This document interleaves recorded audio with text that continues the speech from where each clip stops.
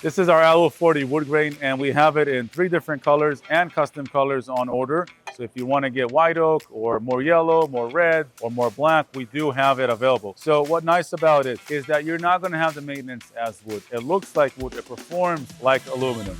So, and you can do gap, but you can also do no gap, or you can increase your gap. A lot of people ask how many gaps you can do. It's custom, but obviously code, you don't want to pass the 4 inches for kids' heads or pets. So we usually like to do between 3/4, 3/8 to 1/2 inch. That's the standard sizes for our Alu 40. It's strong, it's 60, 63 T6 alloy, so you know you're getting performance aluminum. It's very clean looking, and you get that modern look. Now, if the house is not so modern and it's a gate, you are able to do vertical. So you can do vertical, kind of mellows it down and gets you a little bit less modern look. But in regards to a fence system and you're looking for wood, this will outperform any fence in the market and outbid any fence in the market.